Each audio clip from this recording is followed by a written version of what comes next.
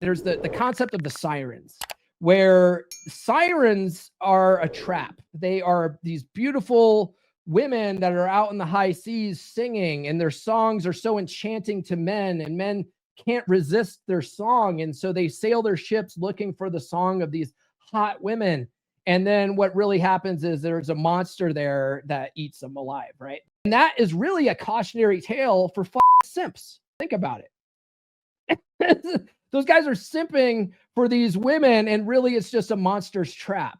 Okay. And that's what happens to guys who have no emotional control. They have no sense of frame, and they let women's beauty dictate their actions and stuff, right? Think about that for a minute. One thing I want to add to this whole concept of dealing with women and not being a simp and not falling into women's frame. One of the things that we teach in this space as a part of maintaining frame and making sure that they're seeking validation from you and not the other way around, that you're setting the tone, all that kind of fun stuff, is learning how to handle women's tests. Because all women test men, either consciously or subconsciously. You can't avoid it. You might as well learn how to deal with it, right? Now, you might say, oh, if a woman tests me, that bitch, I'm leaving her. And then you get into it, go find the next chick. Well, that next chick's going to test you too. So you can't avoid it. Okay. But tests are a feature, not a bug. Okay. Women test men to find the limits of your frame. Okay. They want to see how strong your frame really is. And they want to see if this charming facade that you're putting on, if that's really you or not. Okay. And that's built into their evolutionary psychology, evolutionary wiring, right? They are doing this as a part of their survival mechanism, because if they're going to invest in a guy and try to lock down a guy for protection and provisioning, they got to make sure that this guy can handle his shit. He can handle whatever life throws at him. And if he can't handle a 5 foot tall, fireball of a chick in her emotional swings and stuff like that, if he can't deal with that stuff, how is he going to deal with something serious like an invading army, right? So women will test you to test the limits of your frame, and failing that test because you're operating in her frame and you're putting her on a pedestal and you're trying to keep her happy at all costs and all this kind of stuff, you're being a simp or whatever. It means she's going to lose attraction for you. She's like, this guy's always seeking my validation. He's always seeking my approval.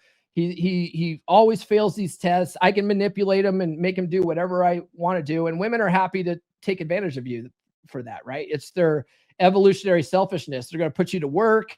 They're going to try to get as much value out of you as possible before they send you off to the glue factory for being a dutiful plow horse, right? So having that strong mental frame prevents that from happening. Okay. It keeps her respect. It keeps her attraction going for the long term. And it's not necessarily because of the test itself. It's how you handled the test, right? One of my original 3% brothers, he's been on the podcast a couple of times. He said it really well. He said that, especially when it's a subconscious test, a woman's testing you and she doesn't realize she's doing it. If as long as you have good solid frame and you handle her tests, effortlessly, it wasn't a test at all to her. It was just, oh, you're acting like you're supposed to. You're setting boundaries like you're supposed to, right? Like she's just like, oh, and she feels safe and secure in the relationship. And she's like, oh, I love this man, right? But as soon as you react in a very simpy way or whatever, or you fall into her frame or you do whatever to make her happy, all of a sudden, like a light bulb goes off or a siren goes off in her head. And she's like, wait a second. This guy failed a test, right? Then it's only a test if you fail it. Okay. So, but that's a feature. Like she's doing that to test to make sure your frame is solid. And if your frame's not, she's going to lose respect and attraction for you. Okay. So you better learn how to handle those. And once you learn how to handle them, it becomes funny. Like I think it's funny. I see it all the time. Nurse chick rarely tests me. But we have a mutual friend, a chick I used to run with, right? Back when I ran. Now I'm a bicyclist. Okay. But back when I was running, I used to run with this chick, Tyrene, and Tyrene's always testing me. Always. She's always throwing barbs my way, and she's trying to do it in a playful way. And I always just like agree and amplify or act indifferent to it or whatever. I never emotionally react to it. And I think that's one of the reasons why Tyrene likes me so much. But yeah, anyway.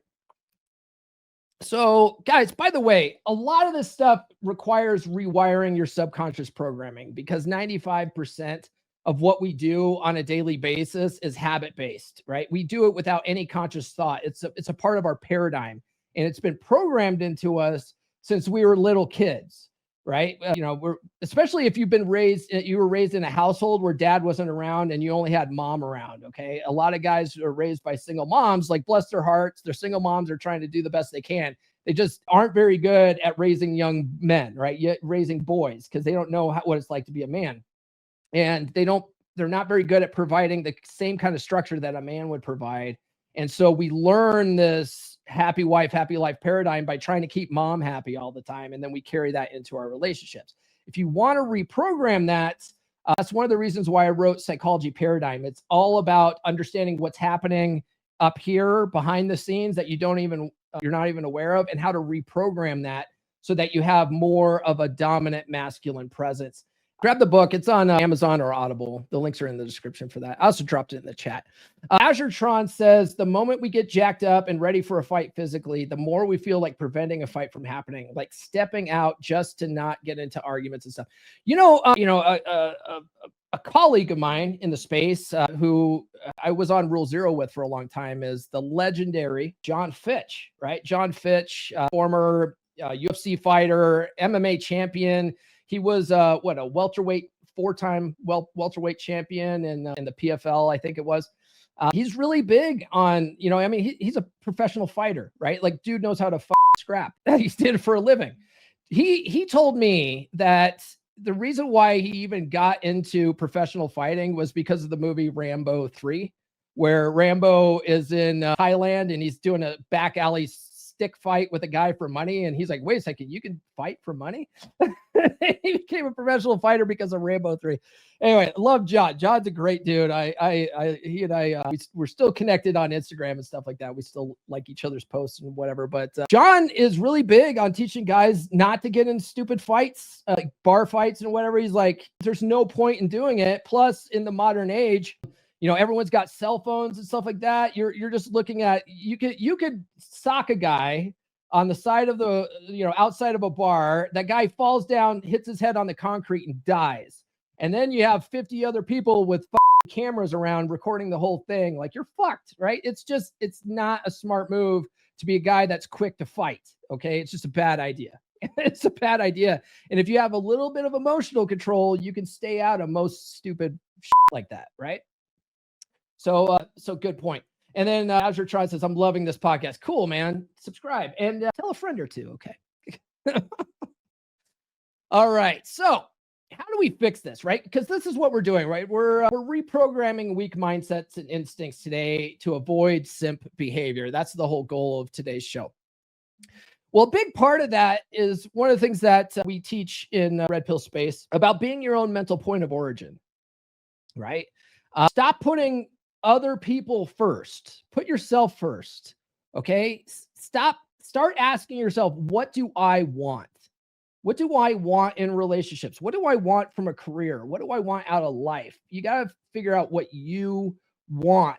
And one of the things is I'm a big woo-woo guy, right? I'm big into law of attraction and the mental using the mental powers to manifest your life. I fully believe in it. It's happened so much in my life that I can't deny its existence, right?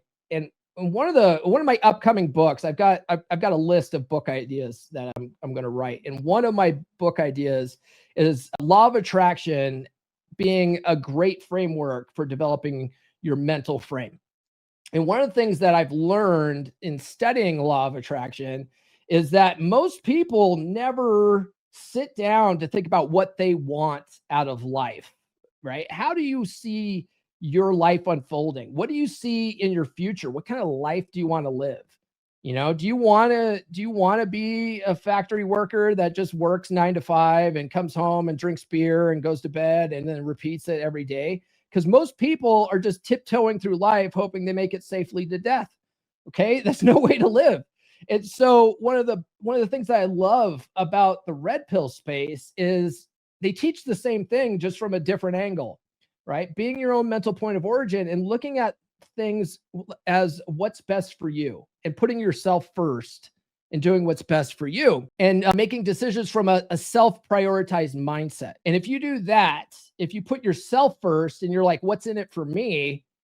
You avoid a lot of simp behavior because you're like, wait a second, what's in it for me showering this woman who hasn't earned shit with compliments and stuff? There's nothing in it for me, right? There's nothing in it for me because 9 times out of 10, she's not going to put out anyway. And I'm wasting my time and she's getting all this validation and I'm getting jack shit, right? Because you're doing covert contract type stuff. So when you eliminate that and you're like, okay, what's in it for me? What tends to happen is you have this what's in it for me attitude, which requires other people to want to invest in you before you're willing to pay that back. New episodes every Monday, Wednesday, and Friday. Subscribe now.